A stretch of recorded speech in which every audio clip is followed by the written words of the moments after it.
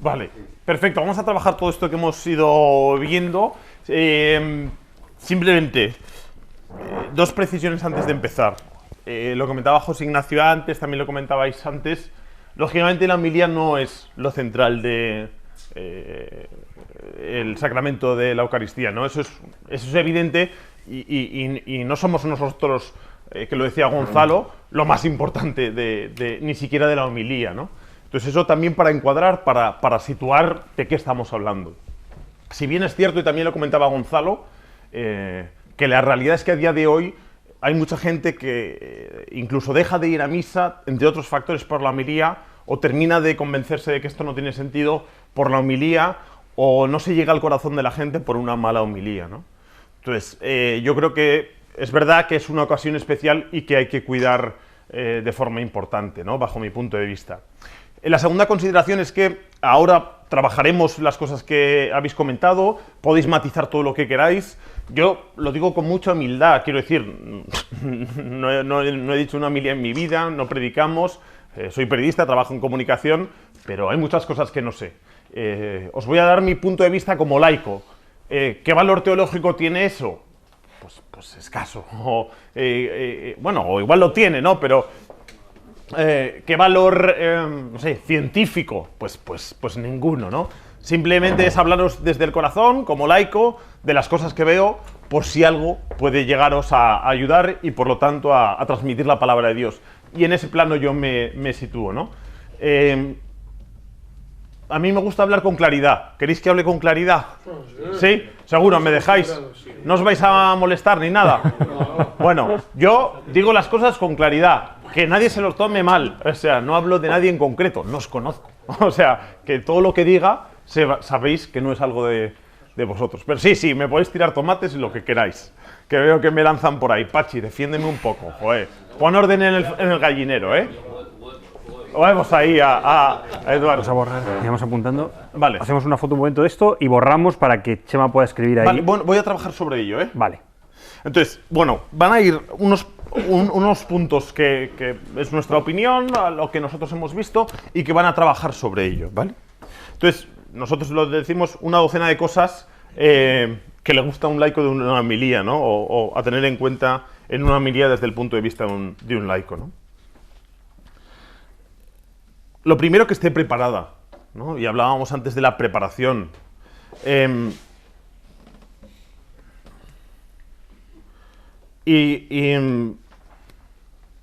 Yo creo que, y vosotros lo sabéis, que los feligreses huelen enseguida cuando algo está preparado y cuando no. Vosotros lo notaréis. Y el feligrés lo huele. Lo huele. Lo huele. Y dice la exhortación apostólica Evangelii Gaudium del Papa Francisco, en unos apartados que hay preciosos sobre la homilía, dice: la preparación de la predicación es una tarea tan importante que conviene dedicarle un tiempo prolongado de estudio, oración, reflexión y creatividad pastoral. Dice, el Papa Francisco pone en evidencia esta advertencia con palabras muy fuertes. Dice: un predicador que no se prepara, que no reza, es honesto e irresponsable. Un falso profeta, un estafador o un charlatán vacío. Esto lo dice el Papa Francisco. Yo no soy nadie para estar de acuerdo o no de acuerdo, pero creo que es muy interesante esa primera reflexión de que no vamos a comunicar aquello que no vivamos. Esto no se trata de recursos de oratoria, no se trata de comunicar bien, que también, no se trata de cómo llegar al público con técnicas más o menos imaginativas, sino decir, tener en cuenta que solo podemos llegar a transmitir aquello que vivimos. Y si no, seremos unos estafadores, seremos unos charlatanes, seremos incluso irresponsables, ¿no? Si me dejáis que hable con honestidad, yo he sentido muchas veces que hay sacerdotes que cuando predican, yo digo, me estás tomando el pelo. Me estás tomando el pelo. Me estás vacilando, ¿no? Llevándolo un poco al extremo. Yo digo, no lo has preparado. No lo has preparado. Estás hilando ideas. y está saliendo al paso. Y te crees que no nos damos cuenta y después de la homilía te quedas con un conjunto de cosas que dices, es que yo no sé qué pensar, no sé sobre qué rezar. ¿Qué me has querido decir? Y yo, y eso creo que es muy importante, la sociedad de nuestro tiempo está madurando tremendamente y ya no lo admite. Antes también se daba cuenta, pero yo creo que lo admitía porque no había otra. La sociedad de hoy se da cuenta y no lo admite. Y digo yo personalmente, está muy bien. Está muy bien. Yo he llegado a sacerdotes a decirle, oye, entiendo que no se pueda preparar todas las homilías y que esta semana no hayas podido. En ese caso, una idea y durante 4 minutos. Pero no nos tomes el pelo. No nos tomes el pelo. O sea, ¿vosotros os creéis que la gente no se da cuenta de si está preparado o no? Y encima, es que dice el Papa Francisco, deshonesto y irresponsable. Pues me lo parece, ¿no? A mí me lo parece. Otra cosa es que esté preparada y luego has perdido el hilo y entonces vas diciendo una cosa y otra cosa y no sabes cómo aterrizar. Y bueno, un día no lo tiene, o sea, muchos días malos los tiene cualquiera, ¿no?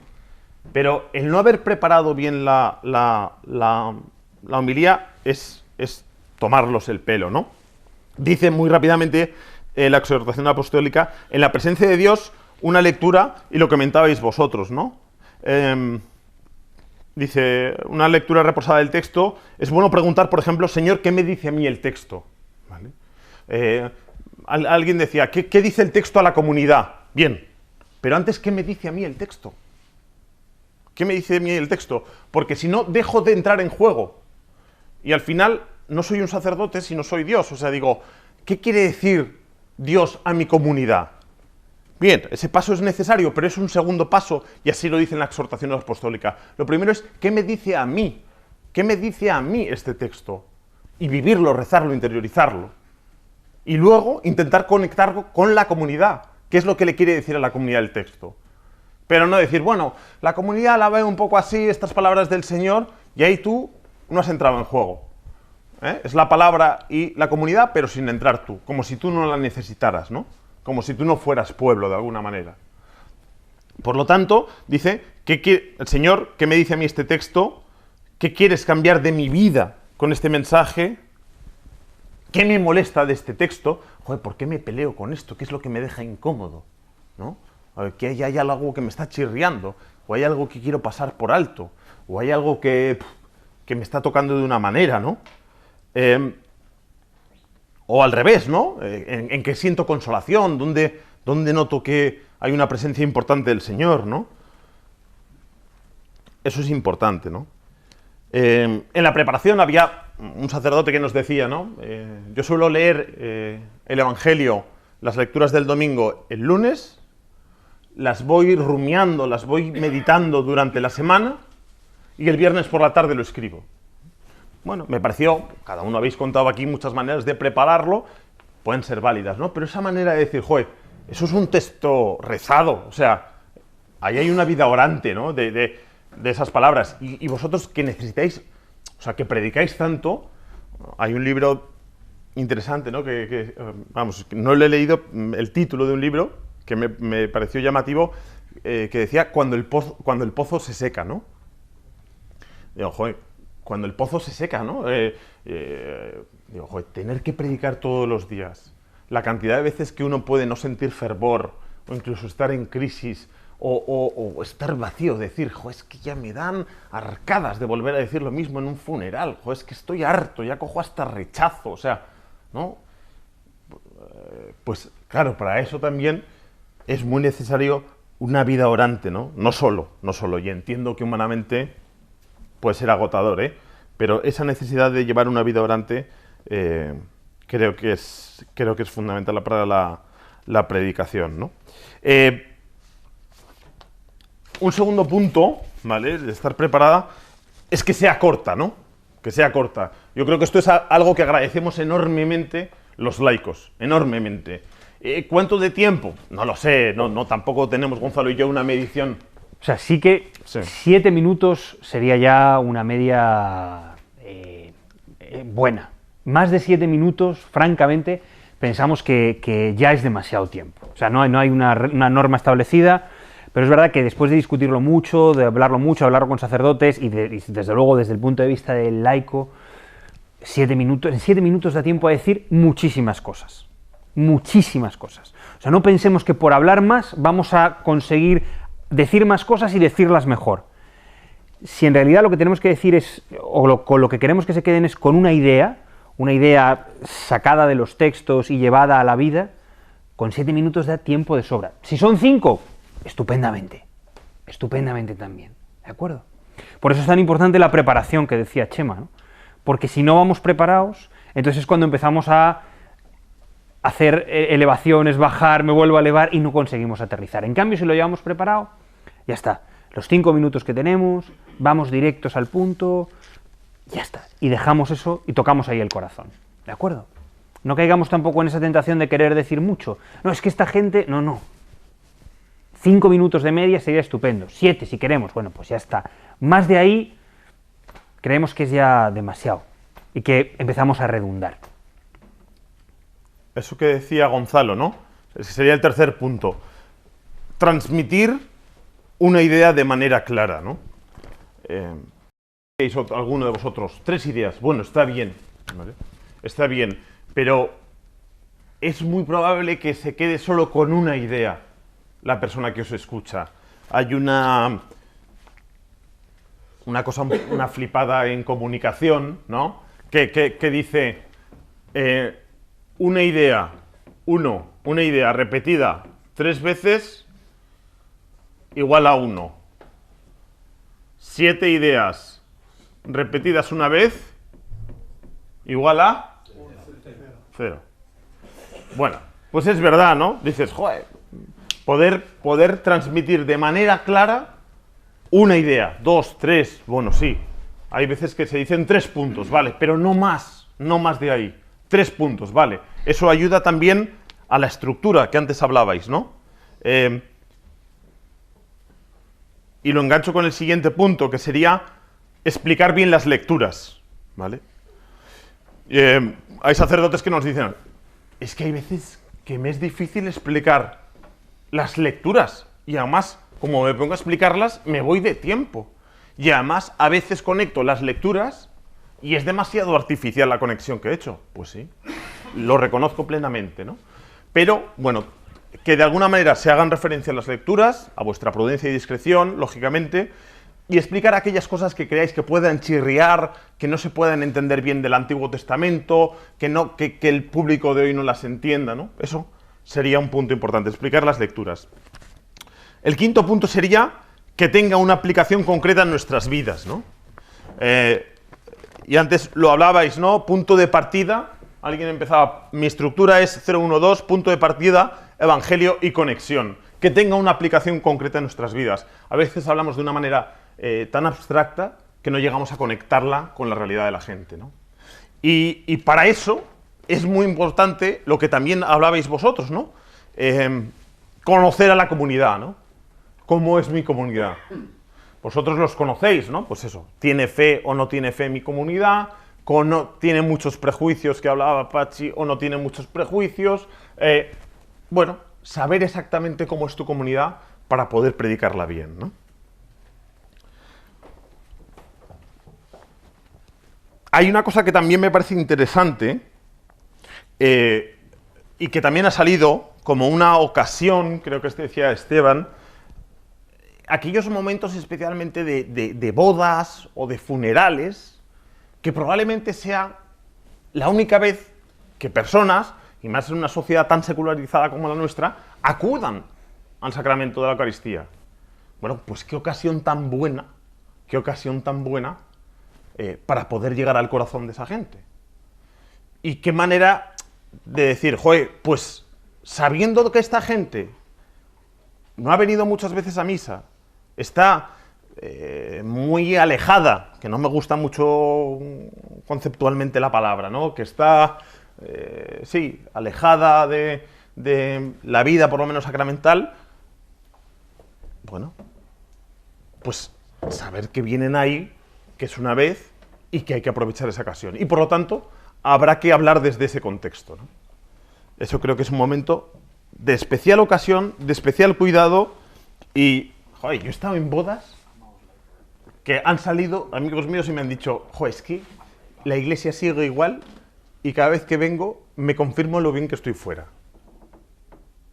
Y es que tienen razón, entenderme, tienen razón. Dices, macho, no puedes hacer una homilía de 20 minutos infumable en una boda llena de abstracciones en la que nadie te está entendiendo. Es que estás derrochando una ocasión única y estás viendo que nadie te responde durante la Eucaristía, porque eso se tiene que notar. O sea, yo digo, si el cura no lo nota, es que... Porque tú notas si te van respondiendo o no. Joder, dices, es que no está respondiendo, estamos respondiendo dos. Y tú estás hablando aquí como si fuera un contexto de gente católica y practicante. Yo digo, pero es que este tío no lo ve. Que es una ocasión única en la que tiene que abrir el marco. Bueno, entiendo que luego es difícil y tendrá todos los matices, ¿eh? Yo lo pongo en el extremo para que se quede claro, pero es una manera de intentar explicarlo con claridad, ¿no? Sexto punto, ¿no?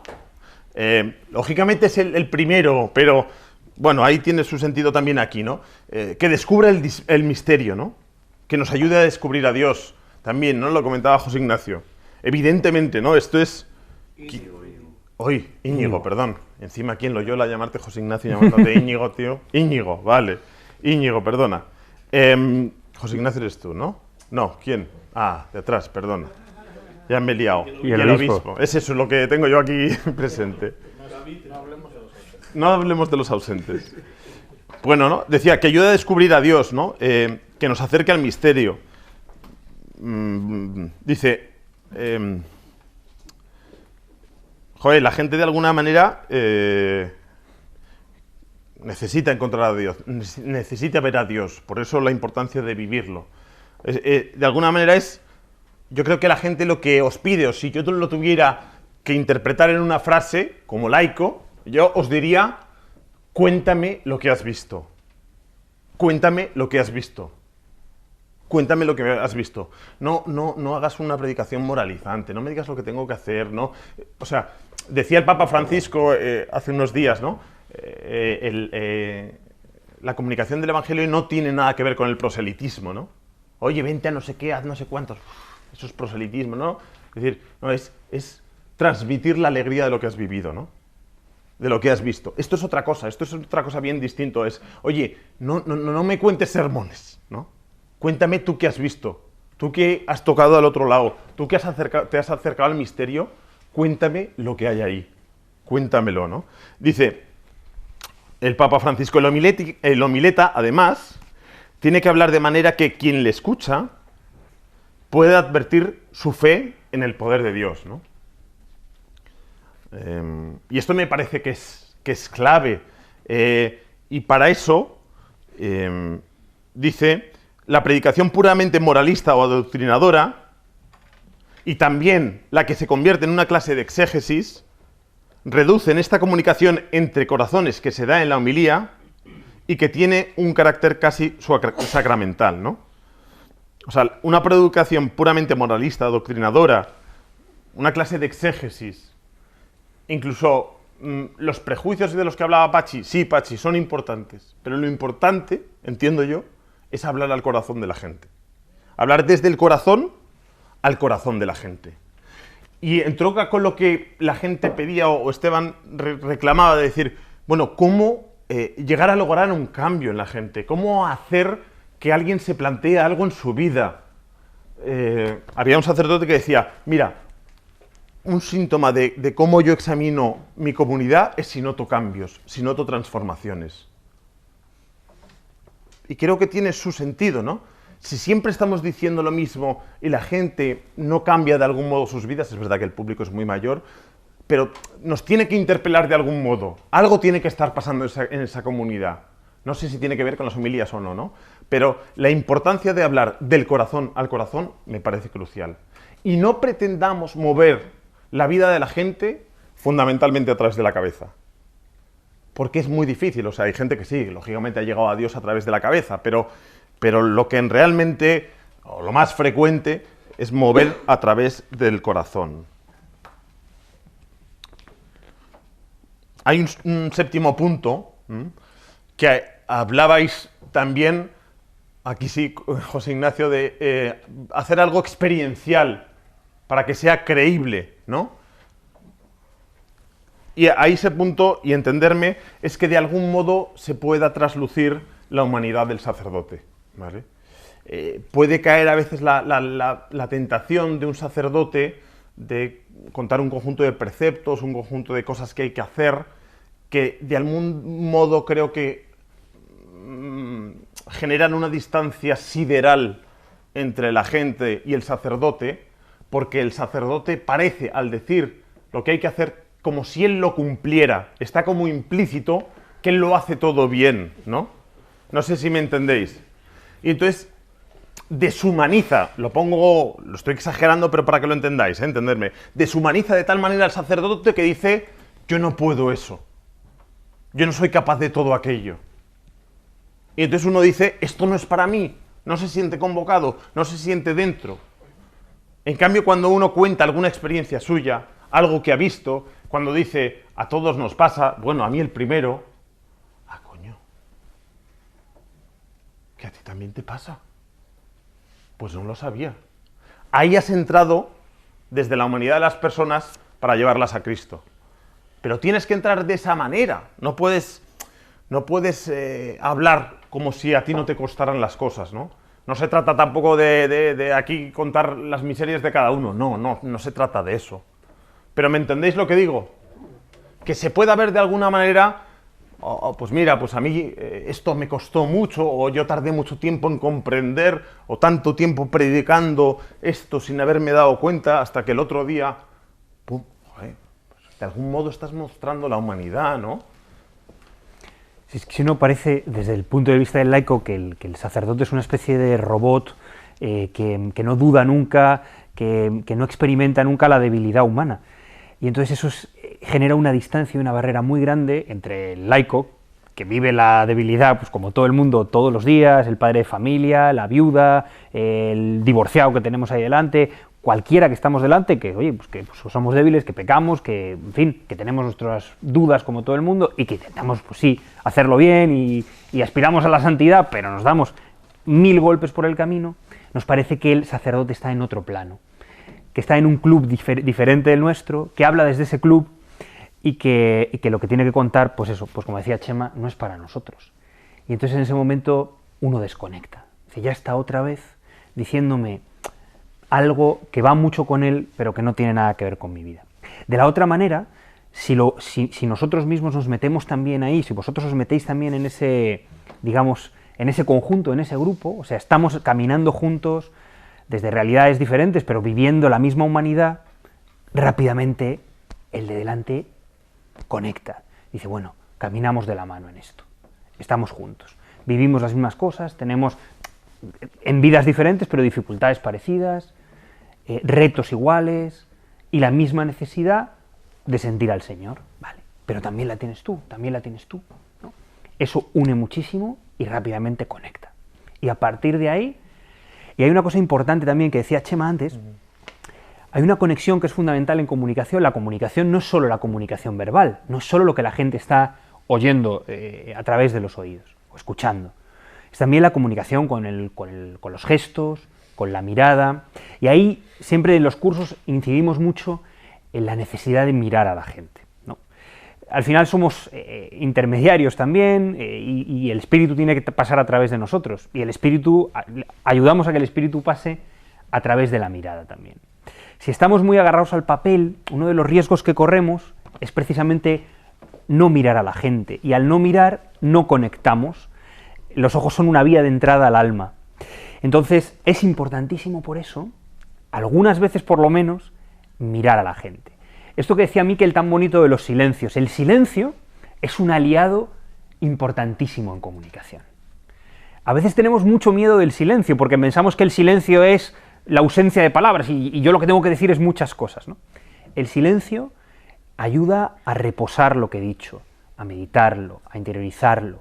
Si lanzamos una pregunta, el silencio ayuda a que el fiel se lo pregunte, lo repose, a que el espíritu actúe durante esos segundos. A lo mejor son solo unos segundos, ¿no?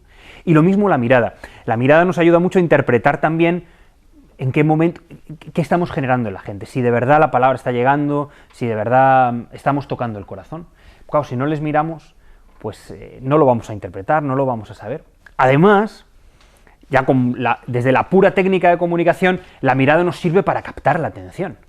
Si el cura está mirando al papel, pues nos olvidamos, de nuevo, esto no tiene nada que ver conmigo, esto el cura se lo está diciendo a él mismo. No, te lo estoy diciendo a ti, Carlos, o te lo estoy diciendo a ti, Miquel, te lo estoy diciendo a ti, Josu, te lo estoy diciendo a ti, Nerea, a ti que eres una persona y que Cristo te mira a ti y solo a ti, ¿no? Si estamos diciendo, no, pues mirando al papel, Cristo nos mira a cada uno de nosotros al corazón, y lo estamos diciendo mirando un papel, la gente no se puede sentir interpelada nunca. De la misma manera que si hablamos de alegría, y de la alegría del cristianismo y de la alegría del evangelio, y lo hacemos con cara de seta, con cara de ajo, la gente no va a entender nunca que se lo estamos diciendo a ellos, ni siquiera que lo estamos viviendo nosotros mismos, ¿no? Si hablamos de la alegría del evangelio, tendremos que transparentar esa alegría del evangelio sonriendo, viviéndolo nosotros mismos, ¿no? Qué difícil es decir, no, pues el cristiano tiene que estar siempre alegre. El cristiano, pues lo que vive es tan gozoso que el cristiano tiene que vivir la alegría y estar alegre siempre. Entonces, joder, ¿cómo puede estar diciendo, hablándome de alegría con esa cara de serio? ¿No? Entonces, tan importante la mirada, los gestos, el rostro, que acompañe todo lo que estamos diciendo. ¿Vale? Eso, el punto ves el siguiente, el tono, los gestos y los silencios, ¿no? Decía el Papa Francisco, hablaba de la cercanía cordial del predicador, la calidez de su tono de voz, la mansedumbre del estilo de sus frases y la alegría de sus gestos. Pues me parece bonito, ¿no? El tenerlo en cuenta, ¿no? El tono, pues lógicamente, que sea un poco esperanzador, que sea positivo y también algo cambiante, ¿no? Porque si no, adormilamos un poco a la gente, así, ¿no? Si hablamos siempre en el mismo tono, ¿vale? Siguiente punto, que creo que es el 9º, ¿vale? Bueno, sobre un comentario que decía Gonzalo a la hora de la preparación, ¿no? Que es un tema que sale. Oye, con el texto lo llevamos escrito, no lo llevamos escrito, lo leemos, no lo leemos. Así, grandes rasgos, lo mejor es, pensamos, lógicamente, no leer las cosas, sino decirlas, ¿no? Uno las puede tener apuntadas, pero es mejor decirlo y mirar a los ojos, ¿no? No, es que así la gente se distrae y el que quiere rezar...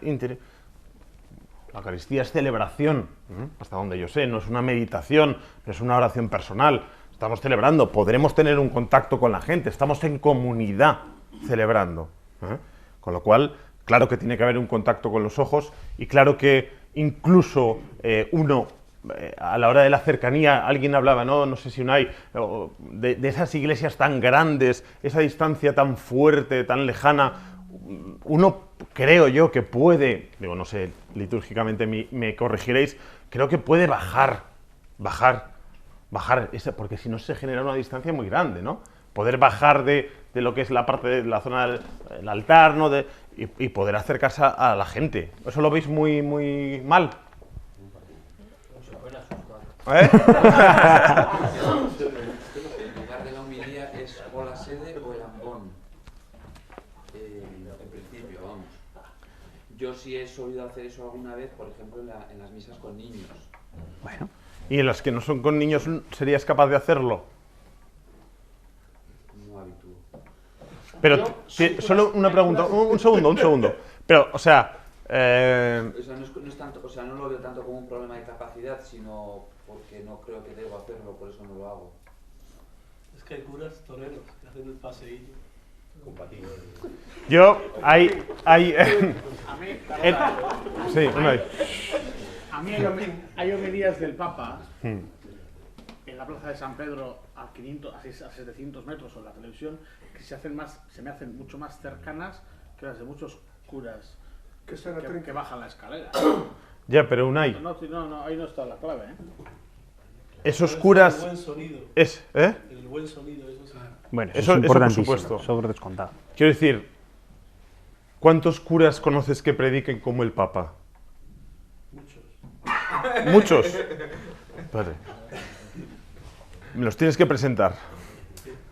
Seguro que hay muchos. Yo lo que digo, por tampoco encerrarnos, ¿no?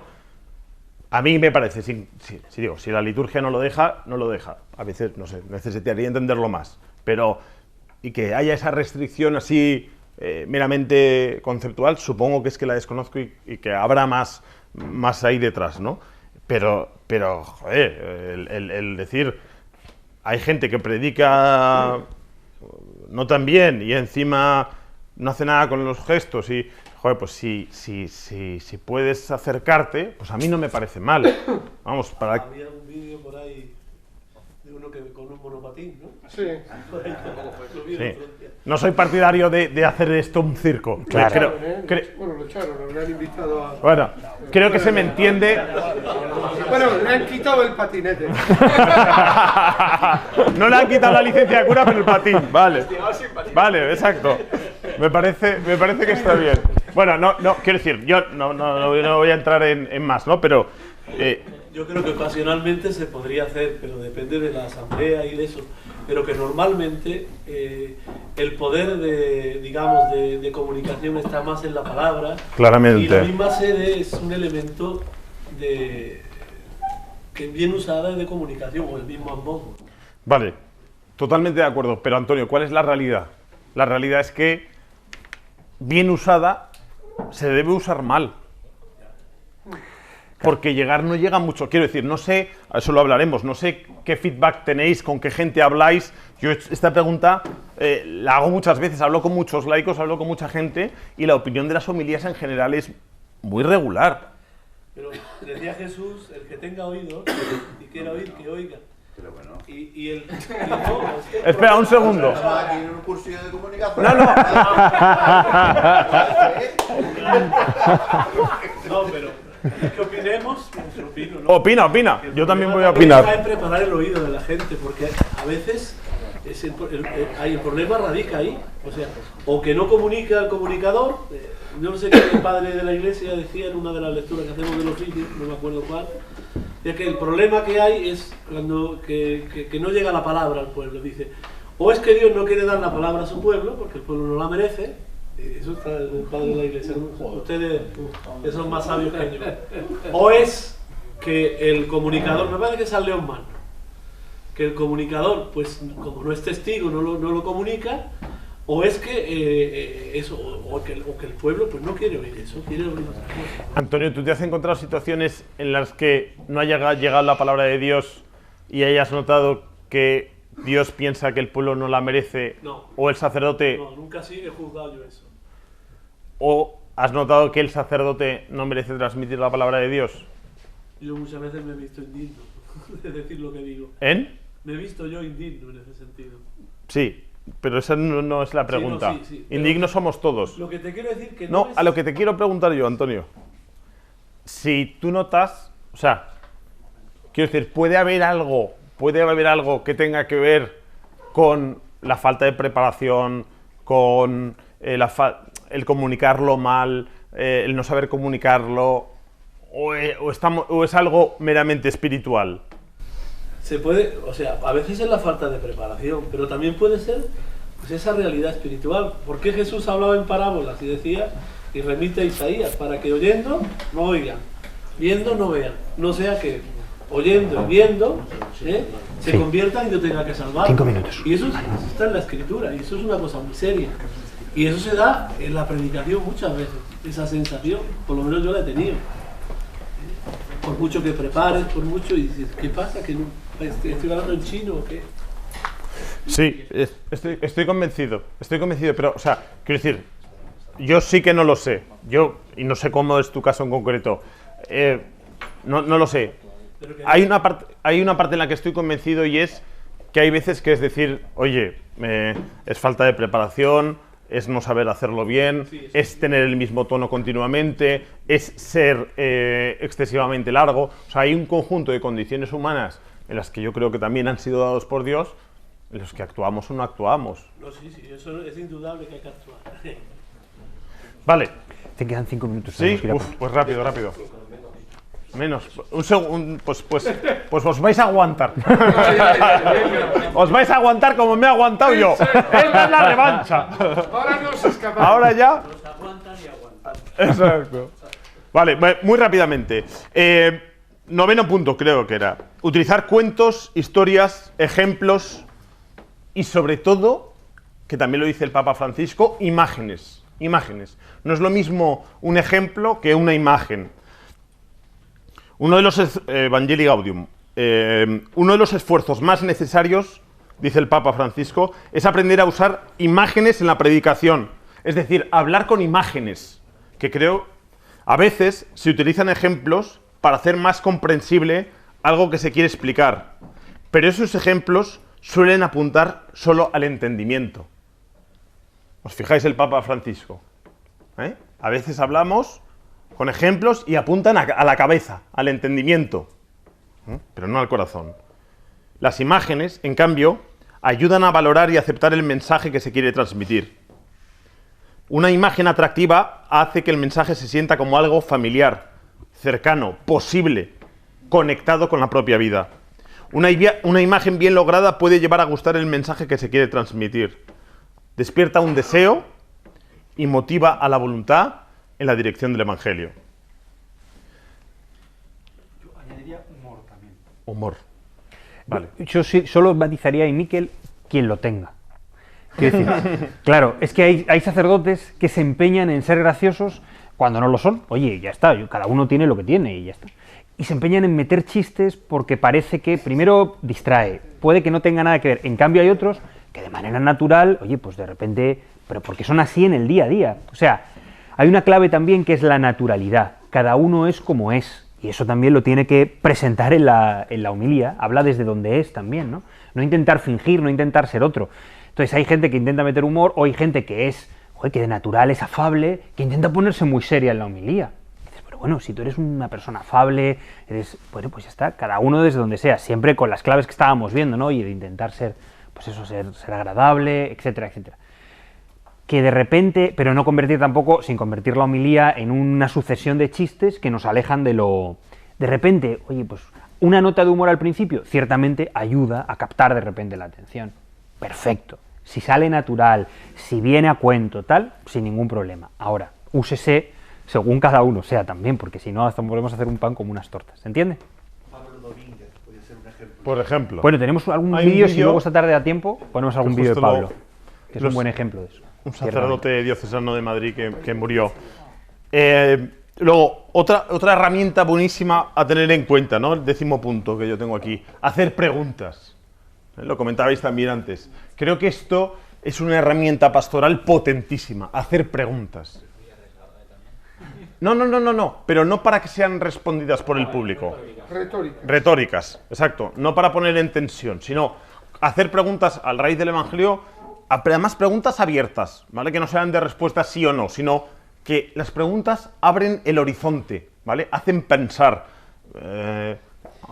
oye, ¿qué cosas me están alejando de Dios? Y dejan pozo entre semana, que eso también es importantísimo. O sea, poder dejar la pregunta para que se rumie de lunes al siguiente domingo. Eso es, que, o sea, ¿cómo me gustaría vivir esta semana la conexión con María? Eso abre horizontes. O sea, las preguntas abren horizontes. Si tú ya le das hecho la homilía porque la has rezado, la has hecho tú, le estás ahorrando el trabajo. El Papa Francisco es brillante utilizando las preguntas, porque interpelan, porque cuestionan, porque dejan a la gente con un marrón encima. Perdón, y metiéndonos nosotros en la pregunta también, Sí. que es la clave que veíamos antes, ¿eh? Que no sea solo, bueno, ahora os voy a dejar una pregunta para que penséis vosotros, que ya la tengo resuelta. No, esto nos lo preguntamos todos, ¿no? ¿Qué papel juega María en nuestra vida? Vale, pero eso es una pregunta en la que os incluís, vamos. Dices, o sea, dejas una pregunta, y hablábamos antes del silencio, y dices, joder, a la gente le dejas con el marrón, le cuestionas, le intentas cambiar, Quiero decir, por lo menos nos das una herramienta sobre la que intentar cambiar, ¿no? Es decir, ¿qué cosas voy notando en mi vida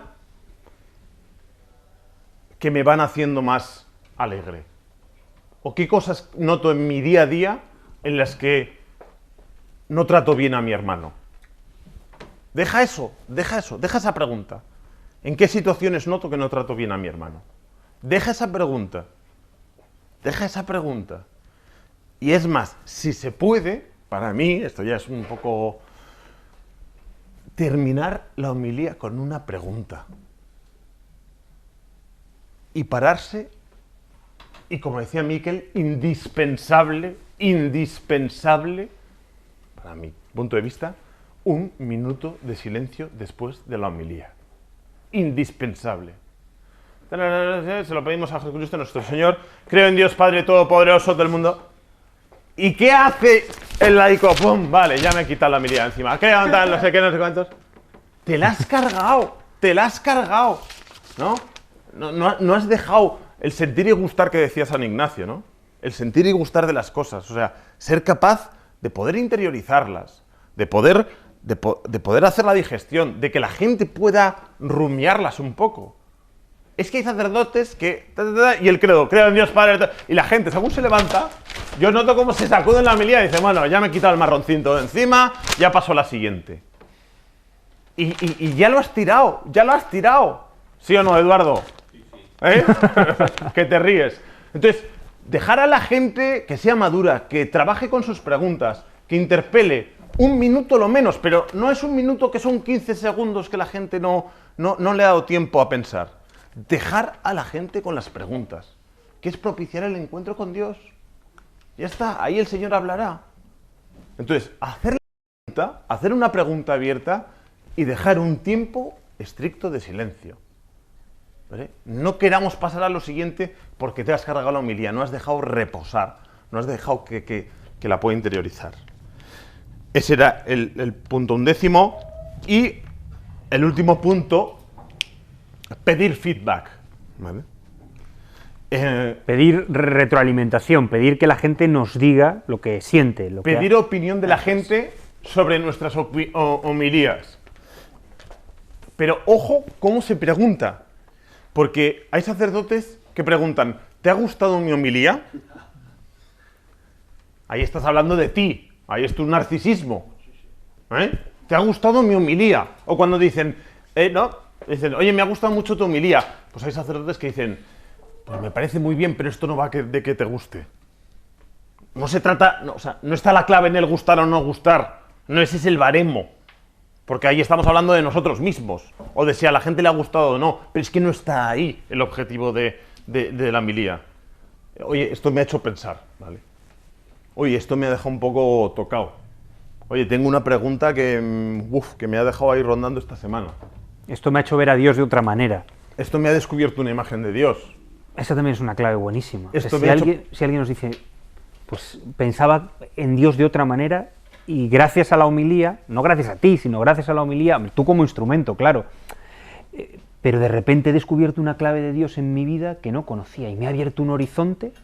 Esto a mí me ha pasado muchas veces en una homilía. De repente digo, es que yo estaba viendo a Dios de otra manera y gracias a esta homilía he descubierto otra imagen, otra característica de Dios, otra manera de hablarme. Ya está, eso que me llevo para toda la semana, ¿no?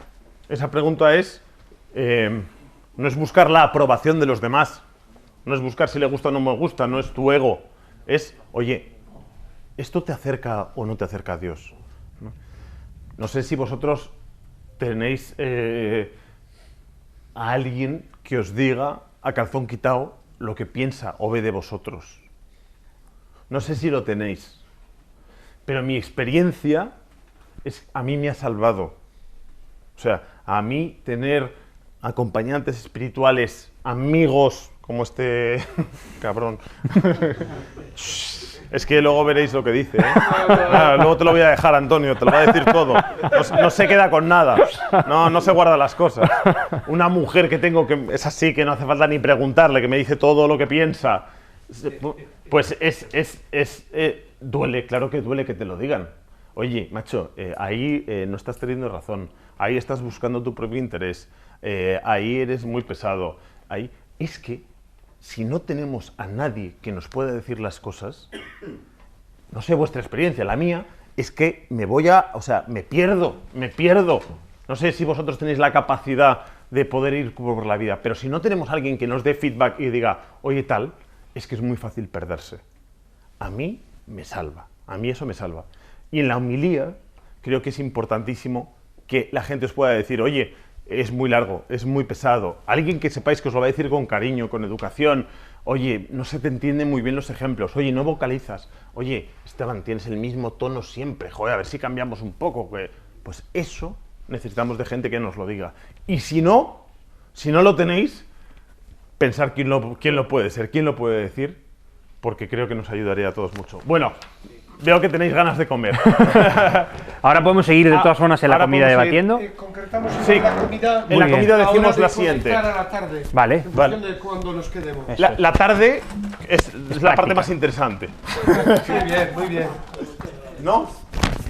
Bueno, el que pueda quedarse. Práctica y práctica. Veremos alguna cosita más y parte práctica.